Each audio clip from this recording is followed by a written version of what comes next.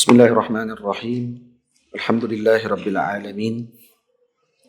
Wassalatu wassalamu ala asyrafil mursalin Sayyidina wa nabiyyina Muhammad ibn Abdullah Rasulil Amin wa ala alihi wa ashabihi wa man tabi'ahum bi ihsanin ila yaumiddin, amma ba'd. Tadi kita berhenti pada bait yang ke-13 ataupun rangkap yang ke-13. Mereka bagai bintang yang gemerlapan, menerangi buat dua kegelapan. Apa dua kegelapan tersebut? Kejahilan, kezaliman dihapuskan. Kegelapan yang pertama adalah kegelapan jahil. Jadi para ulama menerangi umat ini daripada gelapnya jahil kepada terangnya cahaya ilmu. Dan kezaliman, zalim adalah gelap yang kedua. Jadi mereka akan menerangi daripada gelapnya zalim kepada terangnya keadilan. Jadi zalim yang dimaksudkan sini ada yang zalim dengan dirinya sendiri, iaitu dengan melakukan dosa. Dan ada zalim yang mana terlibat dengan kelompok yang lain. Ada jahil dengan jahil pada dirinya sendiri. Ada yang jahil dengan disebabkan kerana dia akan memberi kesan kepada orang lain. Maka jahil yang memberi kesan kepada orang lain dan zalim yang memberi kesan kepada orang lain itu lebih berat dan lebih buruk akibatnya. Dimusuhi si jahil dan juga syaitan. Dan juga mereka, para alim ulama, para awliya Allah Subhanahu wa ta'ala, musuh mereka adalah yang berlawanan dengan sifatnya ilmu tersebut. Iaitu orang jahil.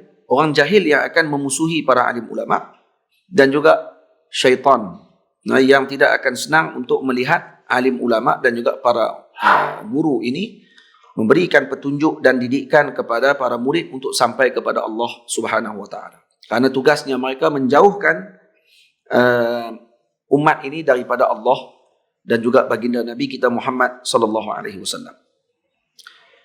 Karena itu syaitan sangat memusuhi orang alim.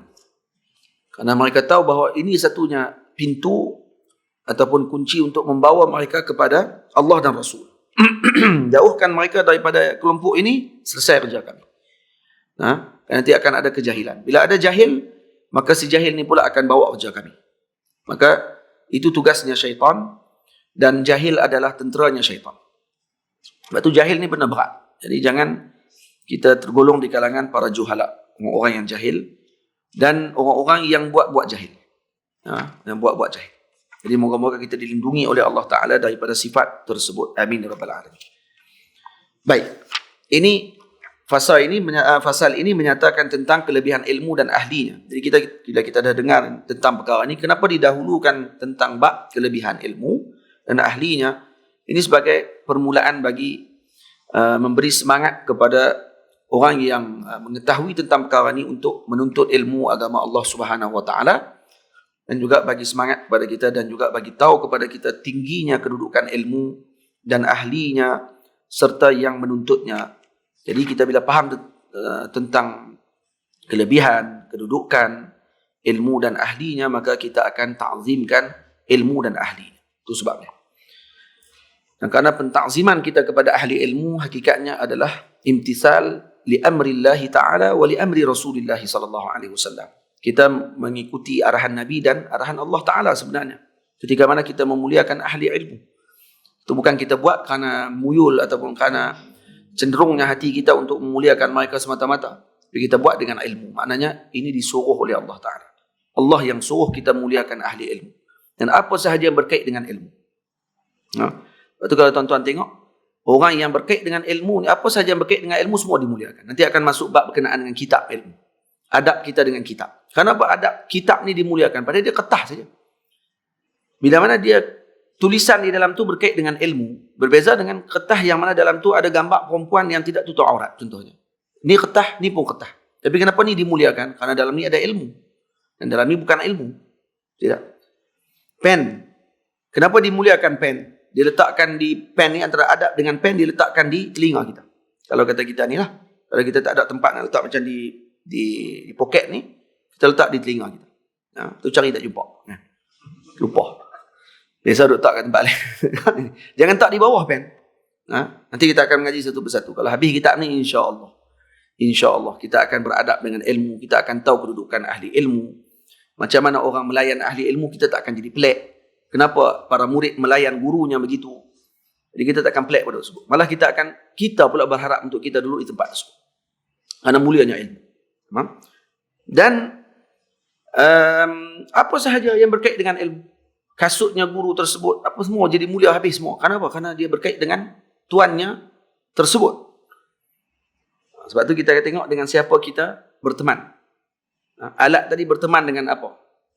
Kulit kambing berteman dengan ayat Quran. Kulit kambing, ketika orang cetak ayat Quran di atas kulit kambing, dia akan diletak di mana? Dia akan letak di dinding.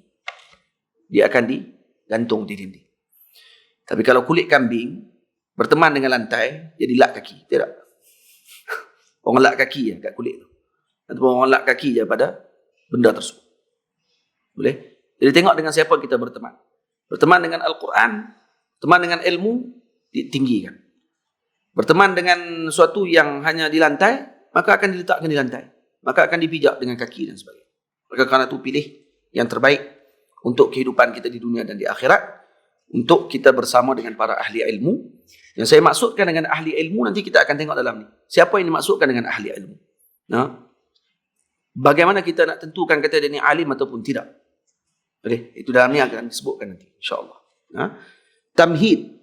Tamhid ni sebagai permulaan. Jadi fasal pada menceritakan tentang kelebihan para alim ulama dan sebagainya. Kelebihan ilmu, kelebihan ahlinya, kelebihan para penuntut ilmu yang menuntut ilmu. Dimuliakan mereka. Kerana mereka menuntut sesuatu yang mulia. Itu jangan benci dengan penuntut ilmu. Jangan benci dengan penuntut ilmu. Kena bantu penuntut ilmu.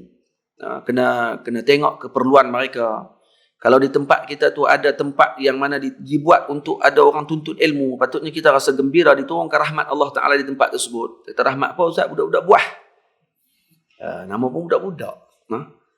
Dia buah tu panggil biasa lah. Kita tak pernah jadi budak-budak. Kita pernah jadi budak-budak. Tapi dah, dia pun ditanggung dengan benda yang besar kadang-kadang.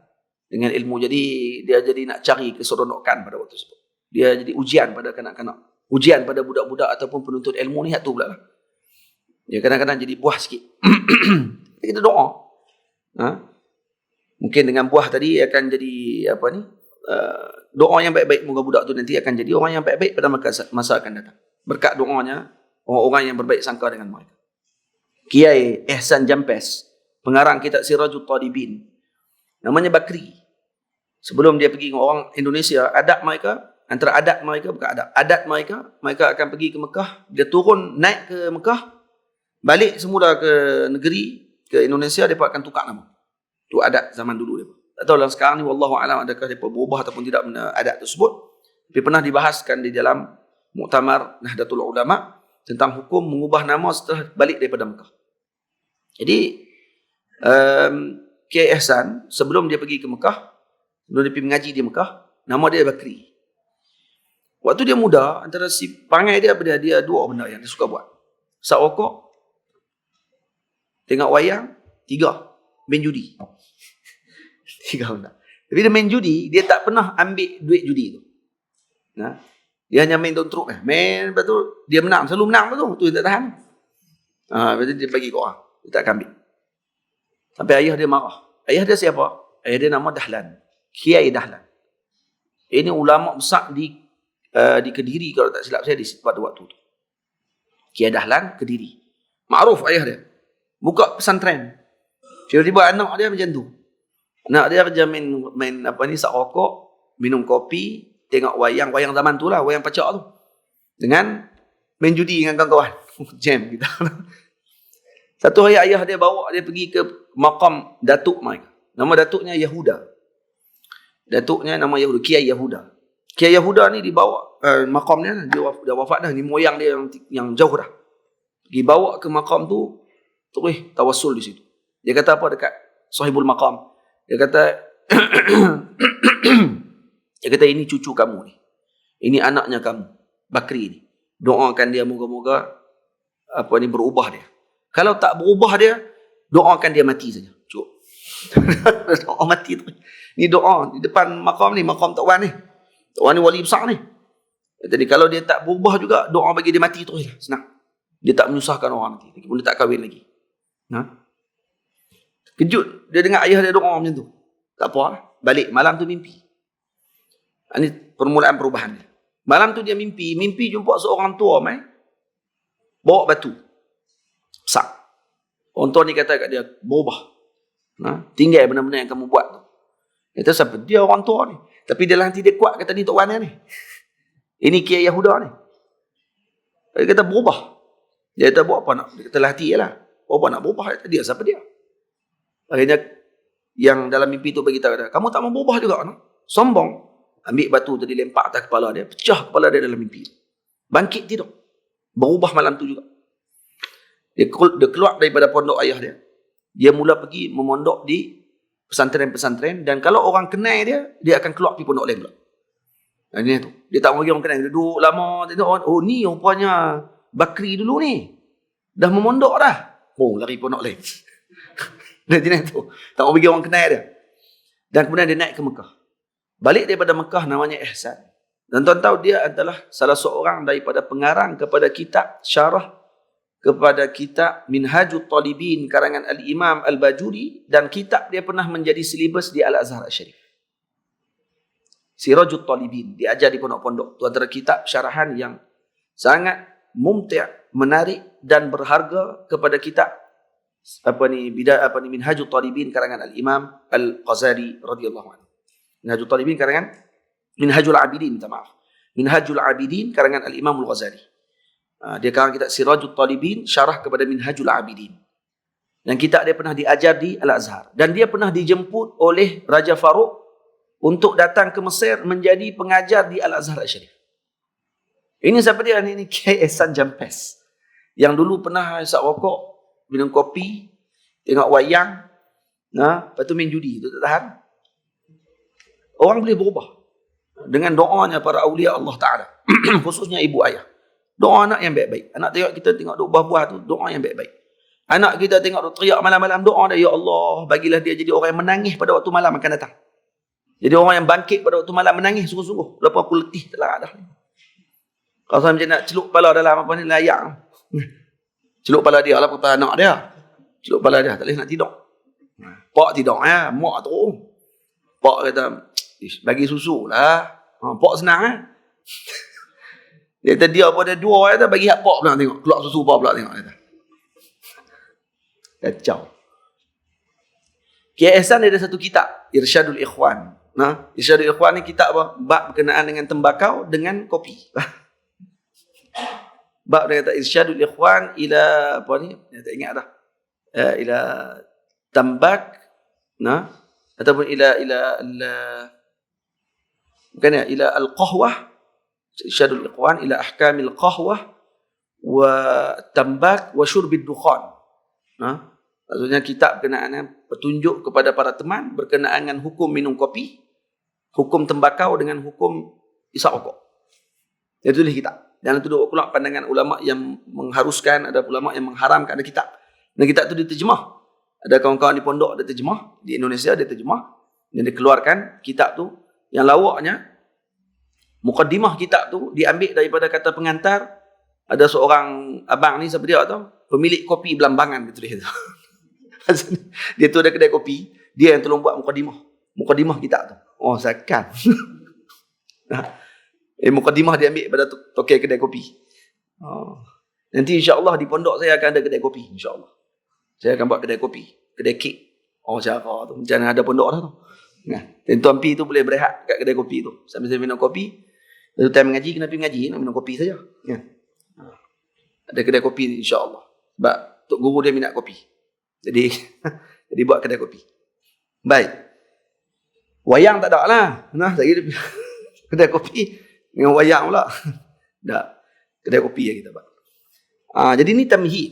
Jadi kena baik sangka. Moga-moga nanti anak-anak pelajar dan sebagainya tu jadi orang-orang yang mulia insya-Allah taala. Tamhid, perkara asas yang diperlukan penuntut ilmu. Hai saudara yang ku cintai semua, asas tuntut ilmu itu 4 jua. Ini saya ambil daripada perkataan sebahagian ulama yang telah dinukilkan oleh sebahagian ulama dalam kitab mereka, antaranya kitab Al-Imam Alawi As-Saqaf dalam kitabnya Fawaid Makkiyah yang disebutkan alatul ilmi arba'. Alat ilmu itu ada 4. Syaikhun fattah, lagi aqlun rajjah, wa kutubun sihah, da'bun wa ilhah. Ada 4 perkara yang saya letakkan dalam syair ni semuanya. Ya. Jadi kita akan faham hari ini apa dia makna syaikhun fattah. Yang diperlukan oleh penuntut ilmu ni alatul ilmi arba'. Alat bagi ilmu ada 4, kata para ulama. Nah, apa dia alat ilmu yang 4 tadi? Yang pertama, syaikhun fattah, guru pembuka utama. Ini yang pertama. Ini alat yang pertama yang perlu kita ada bagi penuntut ilmu. Sebahagian ulama letakkan 4 ini. Syaikhun fattah, aqlun rajjah, kutubun sihah, da'bun wa ilhah. Ada 4 ni. Sebagian ulama lagi seperti kata guru kami Maulana Syekh Ali Jumaah hafizahullah ta'ala, Syekh Ali mengatakan ada 5 benda yang diperlukan oleh penuntut ilmu. Yang pertama syekh, guru. Yang kedua murid. Yang ketiga alat. Dalam itu termasuk kitab dan sebagainya. Yang keempat, apa dia? Manhaj. Perlu ada manhaj dalam menuntut ilmu. Yang kelima, bi'ah. Suasana tuntut ilmu tu kena ada. Jadi kalau ada 5 ni, maka ini adalah alat untuk membantu murid tadi dibina. Kalau ada guru, tidak ada murid, tak ada juga. Kalau ada murid, tak ada guru, tak ada juga. Kalau ada guru dan murid, tiba kitab tak ada, tak ada juga. Itu saya heran kalau orang mengaji tak ada kitab. Kenapa mengaji tak ada kitab? Dia kata kami pergi dengar ceramah, tapi dengar betul tu kan mengaji tu. Dia kena naik peringkat. Kita dengar ceramah dulu pada permulaan. Tapi lepas tu kita takkan rasa puas dalam hati kita ni, melainkan kita kena pergi menadah juga. Kena ada benda yang kita tulis. Kerana ni adalah sunnahnya. Sunnahnya menuntut ilmu begitu. Sebab tu bila Nabi didatangi oleh Abu Syah daripada Yaman, yang pada mulanya Nabi melarang untuk menulis Al-Quran dan hadis bercampur. Takut nanti bercampur Al-Quran dengan hadis pada permulaan. Dan Sayyidina Abu Syah datang kepada Rasulullah SAW dan dia mengadu kepada Nabi bahawa dia tak ingat. Dan dia nak tulis apa yang Nabi sebut. Maka apa kata Nabi kepada sahabat? Uktubu li Abi Syah. Tulis kepada Abu Syah. Tengok. Nabi suruh tulis. Dan tu adalah permulaan Nabi mengizinkan para sahabat untuk menulis ilmu dan menulis hadis Nabi SAW. Bukan menulis ilmu, menulis hadis Nabi SAW. Dan kerana pada waktu tersebut tidak lagi dibimbangi akan berlaku percampuran antara Al-Quran dengan hadis Nabi SAW. Itu sejarah penulisan. Maka Nabi kata, uktubu li Abi Syah, itu fi'il amar. Jadi Nabi suruh tulis. Nabi kata. Jadi maknanya para sahabat dah ada pen. Kalau tidak apa-apa Nabi suruh tulis. Jadi pengumpulan Quran itu lain cerita. Dan pengumpulan Quran itu lain pula. Ini masalah ketika sahabat datang dan kemudian mengadu, saya tak ingat apa yang Nabi sebut, saya nak tulis, nak balik ke kampung saya nanti. Maka Nabi suruh Sayyidina Abdullah bin Amr bin Al-As radhiyallahu anhu, sahabat Nabi yang kecil. Nabi kata, tubu li Abi Syah, tolong tulis dekat dia. Maka sahabat tadi pun tulis ilmu tersebut dan diserahkan kepada Sayyidina Abi Syah radhiyallahu anhu. Jadi yang pertama apa dia? Yang dalam ni saya letakkan 4. Yang disebutkan oleh ulama, syaikhun fattah. Kena ada guru pembuka utama. Bukan syekh sahaja, tapi syekh yang fattah. Syekh fattah ni apa dia? Allahumma salli ala sayyidina Muhammad. Syekh fattah ni guru pembuka. Guru yang memberikan jalan kepada kita. Guru yang memberikan kepada kita petunjuk. Itu maksudnya. Boleh faham? Jadi ini dipanggil syekh murabbi, dipanggil. Syekh murabbi. Dia yang akan, apa maksud murabbi? Rabbaniyun ni kata para ulama adalah orang yang yu'allimuna abna'ahum, yang mengajarkan anak-anak mereka sigharal ilmi qabla kibarihi. Yang ini mengajarkan ilmu yang kecil-kecil sebelum yang besar-besar. Itu maksud Rabbani. Maksud murabbi ni yang mengajarkan anak muridnya dengan ilmu yang kecil terlebih dahulu, maksud mengikut peringkat sebelum yang besar-besar. Itu maksud murabbi. Boleh? Atau maksud dengan rajul Rabbani dipanggil. Jadi syaikhun fattah, guru pembuka utama. Kena ada kita ni guru pembuka. Ada orang yang dia diberikan pembukaan oleh Allah Ta'ala dengan ilmu sekian-sekian, dengan seorang guru sekian-sekian. Waktu saya sebut Maulana Syekh Abdullah Siddiq Al-Ghumari, ayah beliau. Saya tarikat Maulana Syekh Ali dengan Syekh Yusri Abdullah. Syekh Yusri dengan Syekh Ali Jumaah. Syekh Ali bekas mufti Mesir. Syekh Ali dia bawa tariqah Siddiqiyah Syadzili. Dan dia ambil dengan gurunya Syekh Abdullah Siddiq Al-Ghumari. Dan sambung sampai kepada Sayyidina Ali radhiyallahu anhu dan mengambil dengan Sayyidina Rasul sallallahu alaihi wasallam. Dengan Al-Imam Abu Hasan Syadzili. Dan ayah kepada Sidi Abdullah Siddiq Al-Ghumari, ayahnya Sidi Syekh Muhammad Al-Ghumari yang digelar Sultanil Awliya pada zamannya. Nah, di Maghrib, Tanjah, makamnya di Tanjah. Sidi Abdullah Al-Ghumari, Sidi Muhammad Al-Ghumari kata dia, saya boleh kuasai semua bidang ilmu kecuali satu ya, dia kata. Kecuali ilmu usul fiqh. Usul fiqh saya tak nampak. Orang mengaji tak buka, dia kata. Satu malam dia mimpi bertemu dengan Al-Imam Abdul Wahab Sya'rani radhiyallahu anhu. Sidi Abdul Wahab Sya'rani.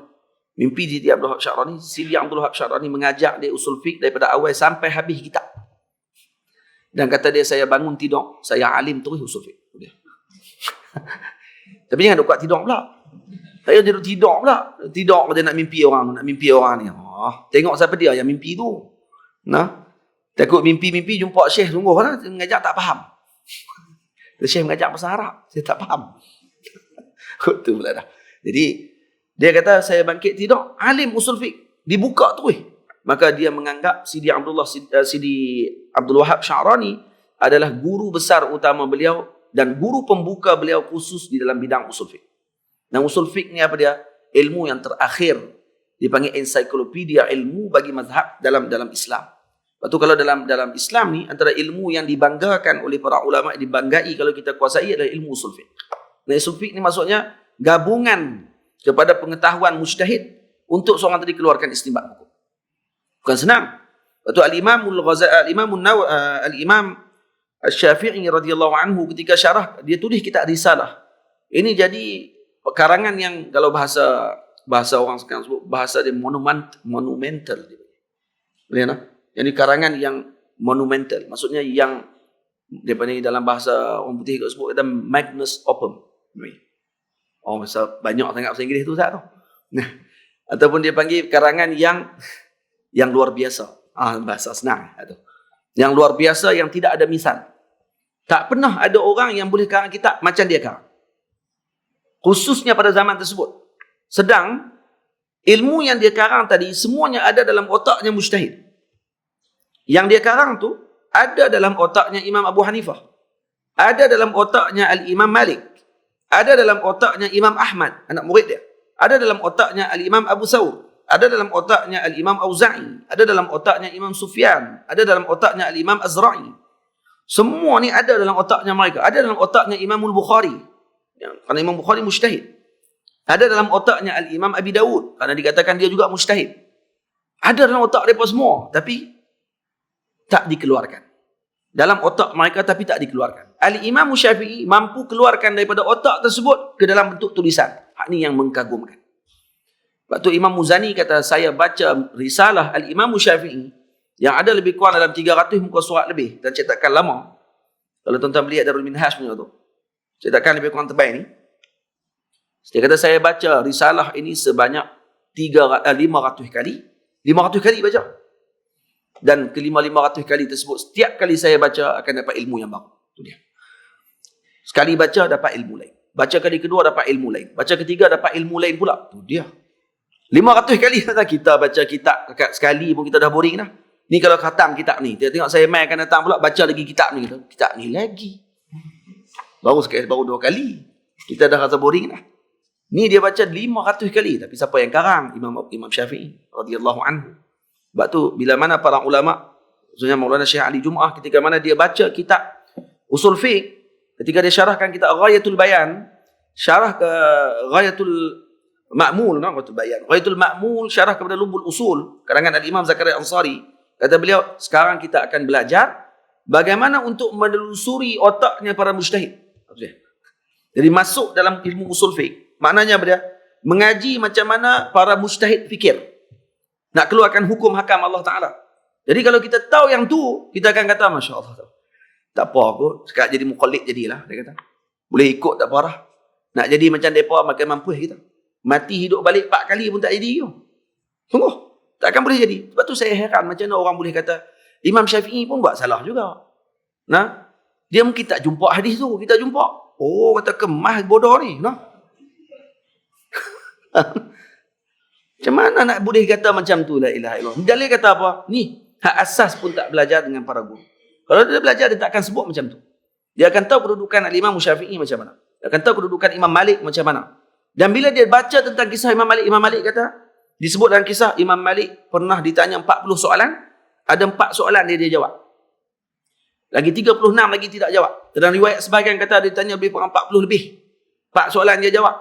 Lagi dekat 38 ataupun 39 soalan dia tidak jawab. Kalau kita baca dan kita tahu macam mana kedudukan Imam Malik, kita akan kata, hebat Imam Malik. Kalau orang tak erti, dia kata, Pak, dia boleh jawab. Kau tanya kat saya, tengok, aku boleh jawab. Kan? Mana sama dengan orang yang alim. Cuba tengok, tuan-tuan. Orang dia tak jawab, dipuji. Nah, dia tak jawab soalan tu, dia dipuji. Malah masuk dalam sirah. Kenapa dia tak jawab? Bukti kata dia jaga ilmu dia. Bukti kata dia warak. Daripada terus jawab tanpa tahu apa yang sebaliknya. Tidak tasawur masalah dulu. Maksud dia gambarkan dulu masalah tadi. Dengan tepat baru nak bagi hukum. Biasa orang kita sekarang. Orang kita sekarang tak tasawur dah. Dan kalau kau mengaji, al-hukmu far'un an tasawurih. Hukum dengan satu perkara tadi kena tasawur dulu. Kena tahu dulu sebelum dia macam mana kita nak letakkan hukum. Kita nak gabungkan di antara subjek dengan predikat dia. Nah, antara mubtada dengan khabar dia. Di antara maudhu' dengan mahmul dia kalau mengaji dalam mantik. Untuk nak letakkan nisbah baru letak hukum. Tidak, tak tahu apa. Hentam terus.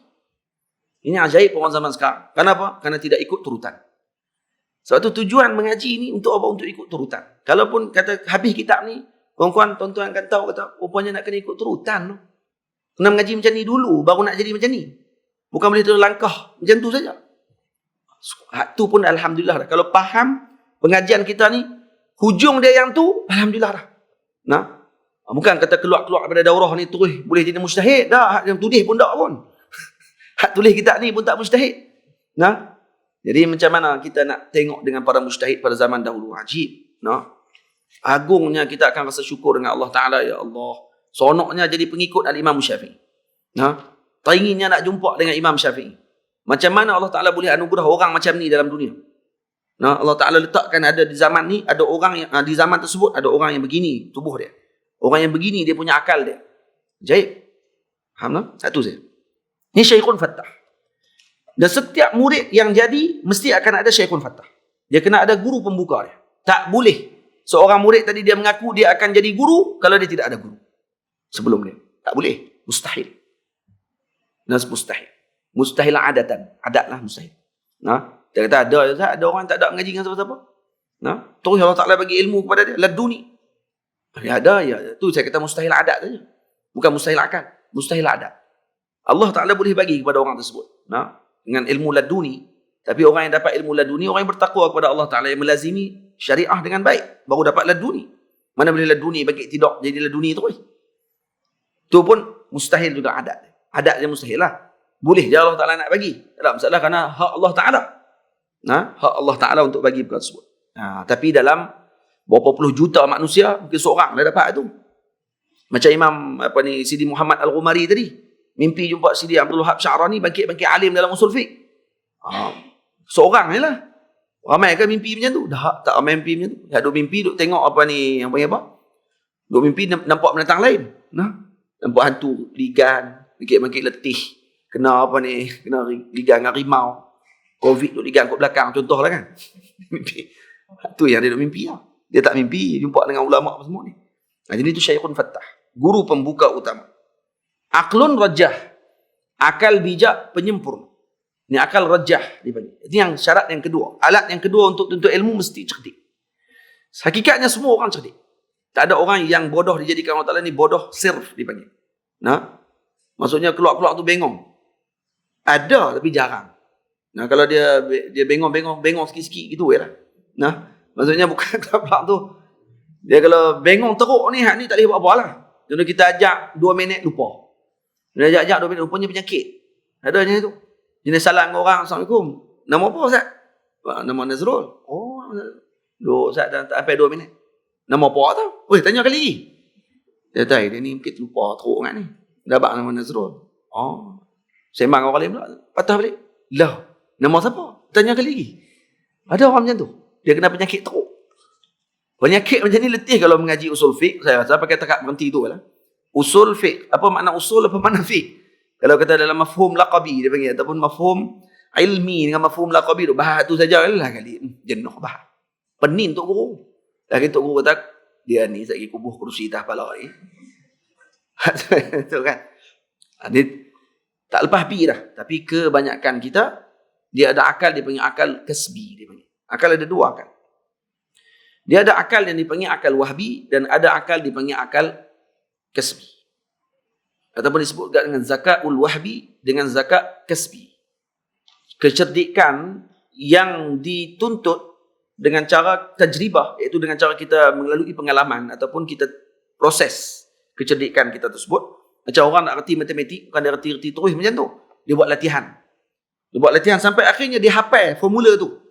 Dia tengok saja, dia tahu dah macam mana nak kira benda tersebut. Tanpa perlu buat pengiraan macam orang lain. Kerana apa?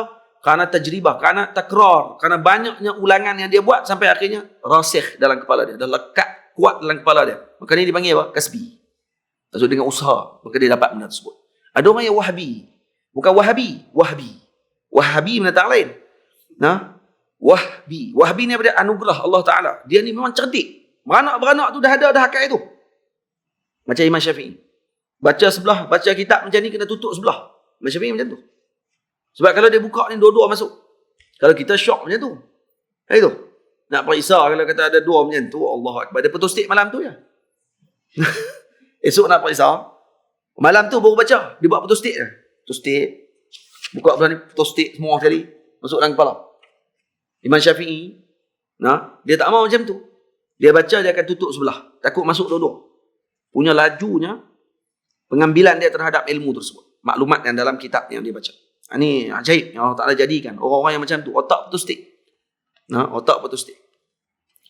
Sebab tu sebagian ulama kerana takrar banyaknya pengulangan tadi yang saya cerita di kampung. Nah, apa ni? Contoh Imam Nawawi rahimahullah baca kitab Al-Wasit karangan Al-Imam Al-Ghazali. Imam Ghazali ada beberapa peringkat kitab. Nah. Imam Syafi'i tulis kitab Al-Um. Kemudian diikhtisar oleh dua orang anak murid dia. Al-Imam Buwaiti dengan Al-Imam Al-Muzani. Jadi keluar Mukhtasar Buwaiti dengan Mukhtasar Muzani. Al-Um kitab besar dalam fiqh. Keluar dua kitab tersebut disyarahkan oleh Al-Imam Al-Haramain. Imam Haramain syarah dua-dua kitab ni, keluar kitab Nihayatul Matlaq. Ada lebih kurang dalam 30 ke 40 jilid kitab. Panjang ni. Kitab. Syarah kepada dua kitab. Keluar daripada kitab Al-Um.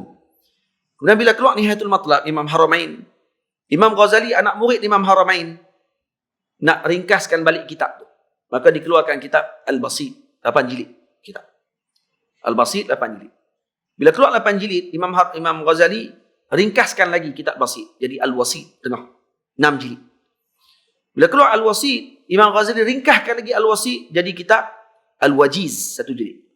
Al-Wajiz ni yang syarah keluar kitab Fathul Aziz Bisyarhil Wajiz lebih kurang 30 jilid. 1 jilid tu keluar 30 jilid pula Imam Rifai, Imam Ar-Rafi'i, Imam Ar-Rafi'i radhiyallahu anhu syarah kitab Al-Wajiz 1 jilid tu saja jadi hampir dekat ke 30 jilid. Saya ada kitab 23 jilid lebih kurang. Saya ada kitab tu. Fathul Aziz baru dicetak. Tu antara kitab yang masya-Allah tabarak. Itu karangan yang sangat agung yang dikarang oleh Al-Imam Ar-Rafi'i yang merupakan salah seorang guru besar dalam mazhab kita Syafi'i. Kemudian ada kitab Muharrar Al-Wajiz. Muharrar Al-Wajiz. Kemudian disyarahkan Muharrar Al-Wajiz. Keluar kitab Rawdatul Talibin. Karangan Al-Imam Al-Nawawi rahimahullahu ta'ala. Di Muharrar Al-Wajiz. Kemudian keluar daripada Wajiz yang 1 jilid tu. Ringkah lagi. Imam Ghazali ringkah lagi. Jadi kitab Al-Khulasah. Al-Khulasah. Khulasah 1 jilid kecil. Bayang, cuba tengok tu. Peringkat kitab tu. Al-Imam Nawawi baca Al-Wasit. Wasit 6 jilid tu. Satu hari dia nakal daripada Al-Wasit. Daripada ada ulama' baca kitab Al-Wasit. Baca kitab yang Imam Nawawi tulis. Ulama' pada zaman Imam Nawawi. Baca-baca dia kata, ni salah nakal ni. Ni tersalah ni nakal ni. Dan Imam Ghazali tak sebut macam ni dalam Basit. Dalam Wasit. Jadi sebut macam lain. Apa kita Imam Nawawi? Imam Nawawi kata, kamu celah aku. Kamu nak komplain aku. Kamu tak percaya dengan aku. Yang aku nakal ni, dia kata. Aku baca Al-Wasit 400 kali, dia kata. Imam Nawawi kata, dah 400 kali aku baca Al-Wasit. Tu pun kamu tak percaya lagi aku nakal ni. Nak abang kata pada ni. Macam tu sekali bacaan ni. Tak jemu baca benda tu. 6 jilid. 400 kali baca. Garu kepala kita. Ish. Garu habis. Tak gatal pun garu habis. Macam mana dia boleh buat macam tu? Lepas tu Allah Ta'ala utuskan mereka sebagai penjaga agama Allah Ta'ala. Nampak tak? Aqlun rajah, cerdik. Macam Imam Nawawi, macam Al-Imam Al-Ghazali, macam Al-Imam Al-Bukhari. Ini orang-orang yang aqlun rajah, akal yang cerdik yang Allah Ta'ala bagi. Dan kita ni semua ada akal yang cerdik dah. Semua akal kita cerdik. Cuma sama ada kasbi ataupun wahbi. Itu saja. Ada orang yang Allah Ta'ala bagi wahbun kepadanya. Akal dia memang bijak. Genius. Jadi ini syarat yang kedua. Syarat yang kedua untuk belajar menuntut ilmu. Sebab tu jangan bagi yang sebenarnya anak kita tak ada pun tak cerdik sebenarnya. Tak ada istilah tak cerdik. Tapi masalah orang-orang kita ni, dia tengok dengan SPM. Anak tu SPM dapat berapa, tengok elok. Dia orang ni baru cerdik. Tengok hak biasa-biasa lagi ni tak cerdik. Padahal tengok-tengok hak tu yang jadi peniaga yang berjaya. Lepas tu kira duit lebih pada hak yang tadi. Masing-masing. Cerdik ni masing-masing. Lepas tu jangan kata orang tak cerdik. Semua orang cerdik insyaAllah. Tapi kita dah nilai dengan imtihan, kita nilai dengan exam tadi, menyebabkan nak tentu orang ni cerdik ke tak cerdik. Itu yang kita ni jadi exam oriented dibagi. Orang yang disusun dengan exam saja. Disusun dengan peperiksaan semata-mata. Tak lulus periksa tak cerdik. Lulus periksa baru cerdik. Dikira macam tu. Baik. Itulah ni kalau kata nak hantar mengaji agama, dia akan hantar yang dia kata nampak biasa-biasa. Patutnya hak cerdik gila tu, hak tu yang bukan cerdik seperti gila. Cerdik sungguh tu, hak tu yang jadi tok guru patutnya. Tak. Ni tidak. Tengok-tengok. Dia tak apa nak lulus SPM lah. Tak pergi pondok. Kok tu. Jadi pondok ni tempat transitnya. Kita tak mau yang tu sebenarnya. Kita tengok ni anak saya ni cerdik betul ni. Sekolah nombor 1 setia. SPM sebelah A. Saya rasa nak bagi dia tok guru. Dah ramai dah doktor. Bagi jadi tok guru pula. Dia sebelah A ni. Cerdik betul ni. Minat tak agama? Minat. Saya minat nak edit. Jadi tok guru. Pergi mengaji. Mengaji dengan tok guru. Bagi jadi tok guru. Tu macam tu satu je. Ni cerdik ni. Tapi kalau pengaji agama ni pakai tok lebay ya. Pergi jadi engineer lah.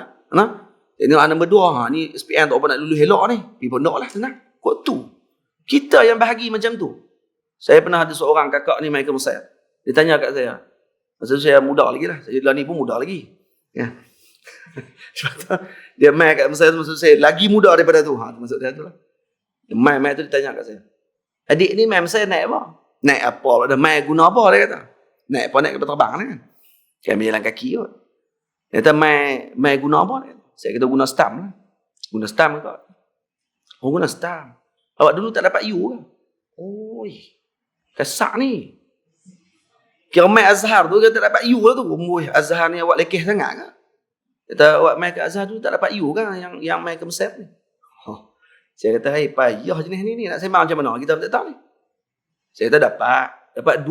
Saya dapat 2 U. SPM saya dapat UAE. Lepas STAM saya dapat UKM. 2 U. Saya tolak dua-dua. Saya nak main Mesir. Dia terkejut. Oh, tu kah? Oh, dapat ni ke tak dapat? Wajak. Orang mana tak tahulah. Harap tak ada di mabuk ni lah. Tapi dia orang Kedah. Itu yang tak tahan tu. Jumpa kat rumah Kedah.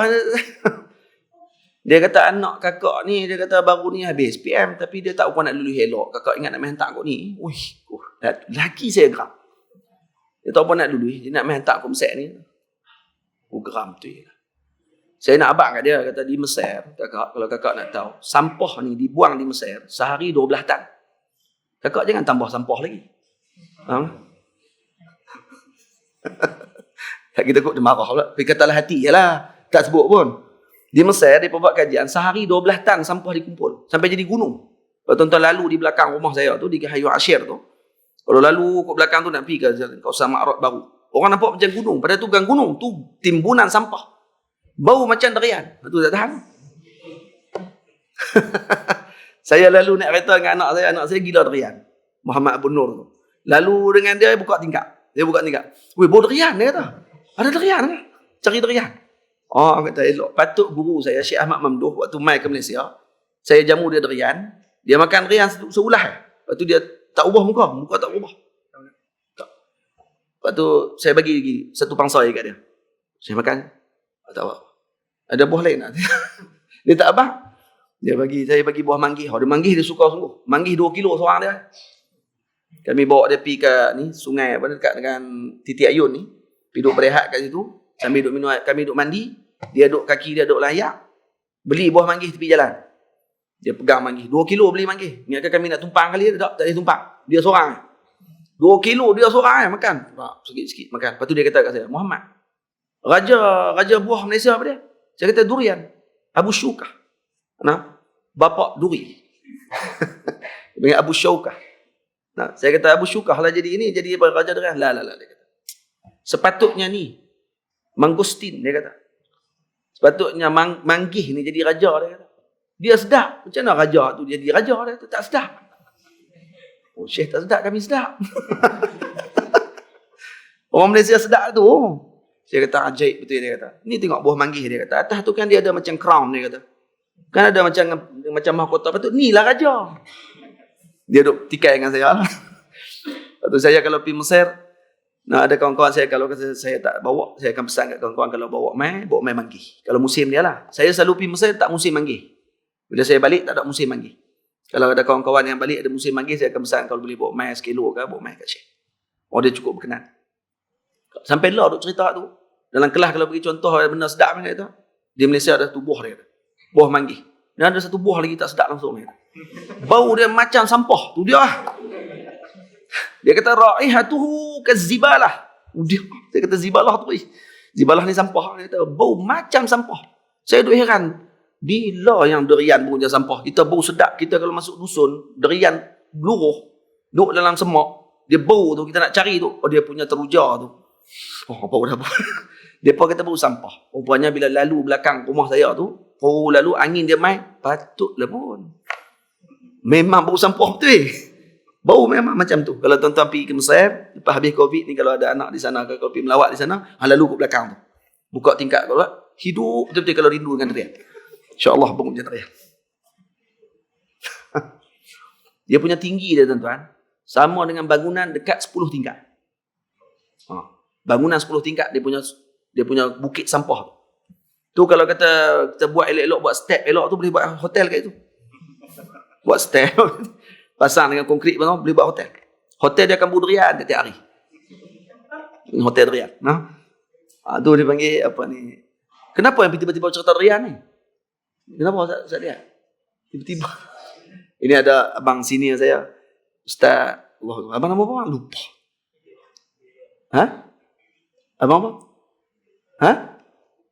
Abang Syukur. Allahu Akbar. Saya macam lebih terlupa ni. Saya mula pergi Mesir. Abang Syukur lah. Ustaz Syukur yang saya duduk di rumah Ustaz Syukur. Di Syariat Bukhari. Dekat rumah lama di situ. Ustaz Syukur kita. Ni orang lama ni. Saya ni kira menumpang barokahnya mereka lah. Boleh kenal bumi Mesir. Ada kawan-kawan kita duduk di rumah lain. Mereka duduk rumah sendiri. Tengok ayat cuka. Tengok cuka dia berkata ayat. Cari ayat turun kat bawah, dia tengok khal, tulis khal. Khal ni apa dia? Ni ayat Mesir ke mana? Baru pergi Mesir, baru 4 hari sampai. Dia kali beli khal, balik rumah. Hiruk khal, duduk minum. Ayat dalam botol. Dia ingatkan ayat soda kot dia lah. Tapi tulis khal. Khal ni macam apa? Tak tengok kamus. Balik duduk minum, dia tahu jadi masam pelik ni. Mungkin ayat Mesir, ayat menjera dia macam tu kot. Dah kali abang-abang kita, khal tu cuka cik weh. La ilaha illallah. Kawan minum sebotol. Tengok. Atau kawan-kawan saya tu duduk sekolah rumah lain. Tapi kami duduk rumah Ustaz Syukur semua. Mereka bimbing kami. Mereka tunjuk kat kami taman anak mengaji apa semua sekali. Baik. Jadi ini aklun rajah. Akal yang bijak penyempurna. Kutubun sihah yang muktamad pegangannya. Ini kata Ahmad guruku yang mulia. Jadi akal rajah tadi saya dah syarahkan. Ada akal ada dua. Dia panggil apa? Aklun kasbi dengan aklun wahbi. Ataupun zakatun kasbi ataupun zakat wahbi. Saya syarahkan itu. Dan dua perkara tersebut. Dan kemudian yang ketiga, kutubun sihah. Apa dia kutubun sihah? Kutubun sihah yang muktamad pegangannya. Ini kata Ahmad guruku yang mulia. Baik, ramai orang yang syarahkan kutubun sihah dengan maksud kitab yang sahih. Tapi yang tepatnya, kata Syekh Ahmad, kalau kita sebut kitab yang sahih nanti akan jadi muskil. Takut dia akan pegang kitab sahih je. Dia lihat dhaif tak pakai. Ni yang jadi Wahabi ni. Hadis kita ambil yang sahih je. Hak dhaif tak mau. Dia kata kita ambil Sahih Bukhari dengan Sahih Muslim dia kata. Sunan Abi Daud, Sunan Tirmizi dia kata ada sahih dhaif dalam tu. Hak tu kita kena saring balik. Dia kata kena bagi saring balik, ada ambil yang Sahih Sunan Tirmizi. Sahih Sunan Abi Daud. Jam tu. Lari terus manhaj imam. Ketika kita buat macam tu. Jadi kenapa? Kerana silap faham dengan masalah. Jadi kata Syekh Ahmad, makna kutubun sihah, saya dah syarah di sini. Kutubun sihah yang muktamad pegangannya. Maksudnya kitab ini menjadi pegangan para ulama. Dan kitab dia ada dua benda. Sama ada kitab tadi tadris ataupun kitab tadi hanya untuk maraja'. Kitab tu untuk kita mengaji, dengan kitab tu hanya dirujukkan ataupun bacaan semata-mata. Sebab tu kena bezakan. Itu kita kena reti. Kalau kita reti yang ni, baru kita tahu nak pi ke masjid, nak mengajar kepada masyarakat, apa yang kita perlu ajarkan. Kalau buka pondok, nak mengaji kitab apa? Cuba tengok di pondok. Kitab apa yang diajar? Yang diajar di pondok-pondok itu dipanggil kutubut tadris. Dipanggil. Ini kitab-kitab yang dipakai oleh jamaah ulama untuk mengajar, kerana di dalam tu ada isi-isi ilmu dan kunci-kunci yang utama untuk memahami masail dalam ilmu tersebut. Itu dipanggil kutubut tadris. Faham tuan-tuan? Ini kitab pengajian. Lepas tu kalau di masjid contohnya, dibaca kitab-kitab yang bukan kitab pengajian, maka sebenarnya itu tidak membantu untuk memberikan pengajaran kepada orang yang hadir. Boleh faham tuan-tuan? Contohlah, saya bagi contoh. Baca tafsir kitab Hamka contohnya. Kitab Profesor Hamka. Itu bukan kitab tadris. Itu kitab rujukan sahaja. Nah, dibaca kitab, kerana dia kata tafsir Hamka ni tafsir yang dah apa ni, orang panggil apa, diterjemah, daripada ada syarah pula. Jadi kita pun bacalah kitab tu. Tak kena. Sebab tu bukan kitab tadris.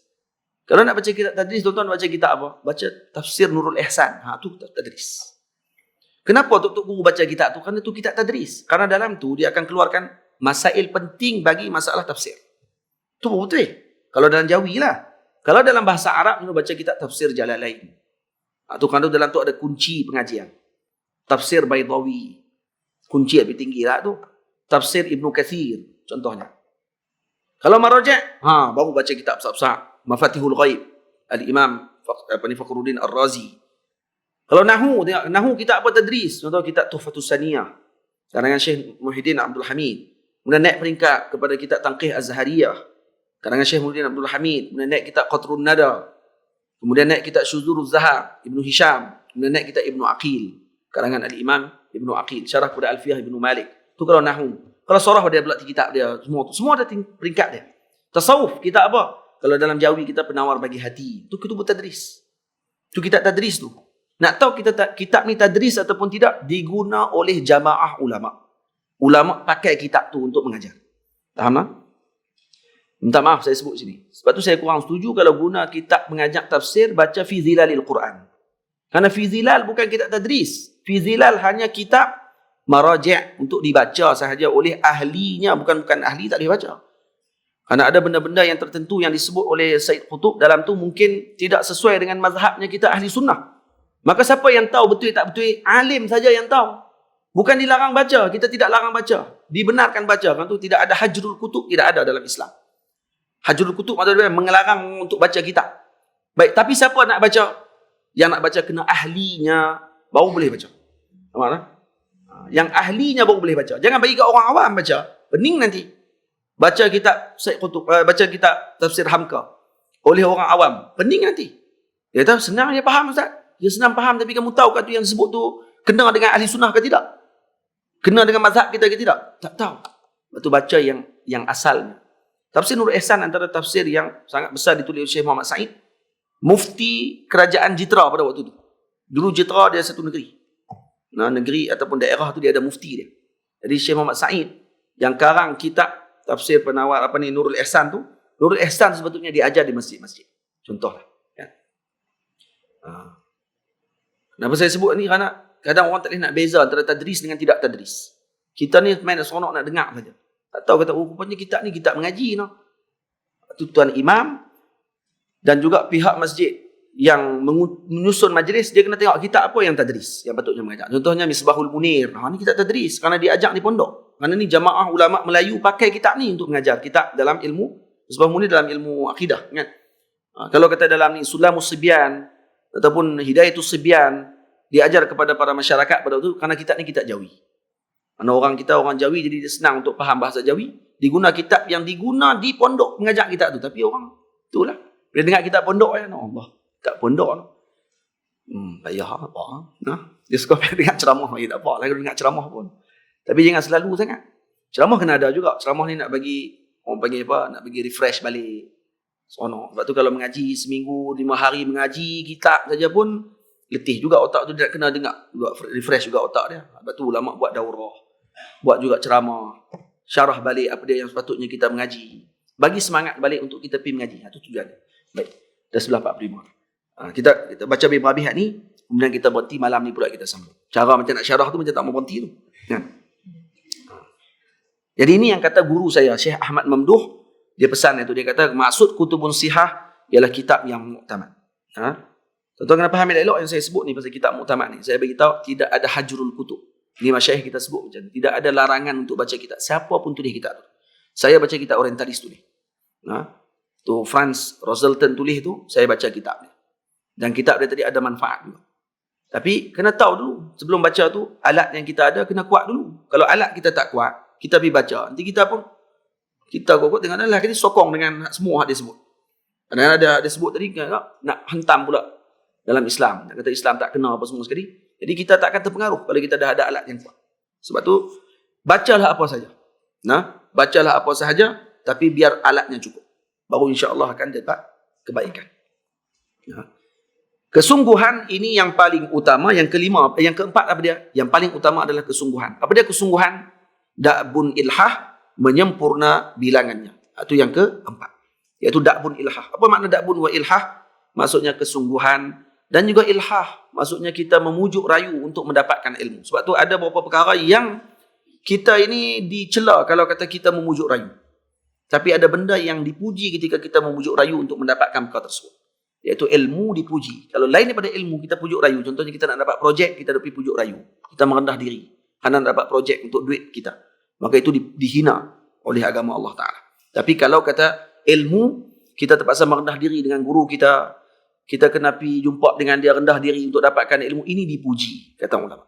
Sebab tu da'bun wa ilhah. Ilhah ni maksudnya kita nak kena sungguh-sungguh pergi jumpa dengan dia sekali, dua kali. Mungkin Tok Guru tak terima lagi. Kali ketiga pula pergi jumpa lagi, minta izin. Kali keempat, kali kelima. Guru saya Syekh Ahmad Mamduh kata, untuk nak dapatkan kelas pengajian dia dengan Syekh Abdul Jalil Kharanshawi, ni seorang ulama besar di Al-Azhar Al-Syarif, guru kepada para guru. Syekh Abdul Jalil Kharanshawi ni guru kepada Syekh Maulana Syekh Ali Jumaah. Dia digelar Syafi'i Saghir. Syekh Abdul Jalil Kharanshawi. Rumah dia dekat dengan Hayu Sabek dulu. Syekh Ahmad Mamduh kata, saya pergi duduk kelas dia saja setahun. Lepas setahun baru minta kelas dekat dia, nak mengaji di rumah. Baru dia bagi. Sebelum tu pergi jumpa, dia kata pergi jumpa, dia tak mau. Dia tak layan pun. Tapi apa yang saya buat, dia kata, setahun saya ilhah. Tiap-tiap hari pergi kelas dia, tunjuk muka dekat dalam kelas dia, kemudian saya yang bawa dia pergi ke depa orang masyayikh dulu, zaman dulu. Waktu zaman tu, lebih kurang 30 tahun yang dulu. Depa jenis ni naik bah pergi. Sampai lah pun masih lagi masyayikh duk naik bah. Dia kata saya yang bawa syekh pergi naik bah. Kadang-kadang saya hantar sampai ke rumah dia, kemudian saya balik pula ke rumah saya, tempat lain. Rumah syekh di Heliopolis. Rumah syekh ni pula di Hayu Sabek, jauh. Tapi dia pergi hantar sampai ke rumah. Berapa lama tuan-tuan? Setahun ilhah. Lepas setahun, saya tak kata apa. Saya tak sebut kat syekh saya nak pergi mengaji dengan dia. Syekh yang sebut, bila nak main rumah? Bila nak main rumah kan? Mainlah rumah. Dia kata, alhamdulillah, pintu dah terbuka dah. Kena ilhah. Saya pernah kena marah dengan guru saya. Kerana ada saya buat benda tak tersilap dengan dia. Sikit dia tersilap. Yang saya silap faham pada waktu tersebut. Akhirnya dia tak mau terima saya main rumah dia. Saya pergi rumah dia. Dia tolak saya tak mau pergi rumah dia. Saya pun nak buat macam mana ni. Pergi balik Malaysia. Saya balik, saya bawa main hadiah dekat dia. Dia tak mau terima hadiah saya. Tapi apa saya buat? Setiap hari saya pergi kelas dia. Hari kelas dia saya akan pergi duduk. Saya akan pergi salam dengan dia, cium tangan. Sikit pun tak minta nak pergi rumah dia. Sampailah satu hari, dia kata kat saya, bila nak main rumah? Lama, 5 bulan. 5 bulan. Saya pergi kelas dia, saya jumpa. Saya tak sembang apa. Saya pergi salam dengan dia, cium tangan dia. Dan dia pun tak tegur saya macam biasa. Dia nak marah betul kat saya.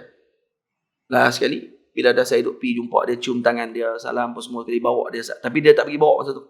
Jadi dia kata, tak apa. Anak aku. Padahal tiap-tiap kali kalau saya pergi ke kelas, dia akan tanya saya di mana. Dia akan pegang tangan saya, dia akan bawa, suruh saya bawa dia sampai depan Masjid Azhar. Syekh Ali Soleh. Kali ni dia marah betul. 5 bulan. 5 bulan saya duduk sabar. Ilhah. Akhirnya dia kata, bila nak main rumah? Alhamdulillah. Pergi rumah. Dia ingat saya nak bawa kitab. Tak, saya tak bawa kitab. Saya pergi nak jumpa dia. Saya pergi jumpa dia 15 minit je. Pergi sembang, tanya khabar Syekh. Saya kata, bawa kitab tak? Bawa kitab apa Syekh? Saya main nak lawat Syekh. Dia tengah bawa kitab. Baru saya tanya, bila Syekh boleh? Bila nak main rumah Syekh ni, bila boleh main? Syekh kata main hari sekian-sekian. Baru dia tak tarikh tu waktu tu. Waktu bila nak kamu main. Kamu boleh tak main waktu ni?